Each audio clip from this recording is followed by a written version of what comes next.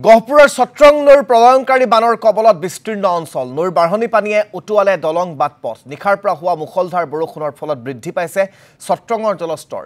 1 আৰু 7 নম্বৰ ৱাৰ্ডৰ মাজত থকা দলংখন খহি পৰাৰ ফলত বিচ্ছিন্ন হৈছে যাতায়াত ব্যৱস্থা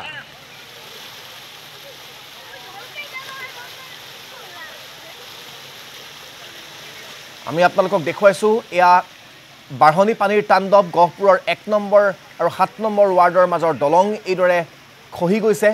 আৰু দলংখন খহি পৰাত বিচ্ছিন্ন হৈ পৰিছে যাতায়াত ব্যৱস্থা আৰু দলংখনৰ খহি পৰা অংশৰে খুৰা খুৰে পানী বাগৰি যোৱাৰ দৃশ্য আমি আপোনালোকক টেলিভিছন স্ক্ৰীনত দেখুৱাইছো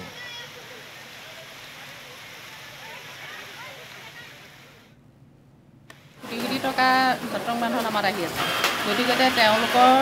যিটো মানে দলং যিখন দিলে দলংখনৰ যিটো অৱস্থা হৈছে আজি প্ৰথম বান্ধটোতে আজি এইটো অৱস্থা হৈছে গতিকে আমি এই যিটো পৰিৱেশ হৈছে গতিকে আমাৰ 1 নম্বৰ আৰু 7 নম্বৰ দুটা ৱাৰ্ড ডুবি আছে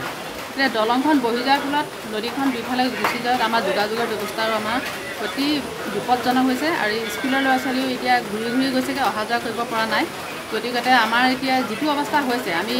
এই চেনেলৰ জৰিয়তে আমি মানে এনডি মানুহকো বা আমাৰ সমষ্টি বিধায়ক মহোদয়ক আমি জনাইছোঁ যে অতি সোনকালে যাতে আমাৰ স্কুলীয়া ল'ৰা ছোৱালীখিনি বা যাতায়াতৰ সুবিধাৰ কাৰণে যিখিনি কৰিব লাগে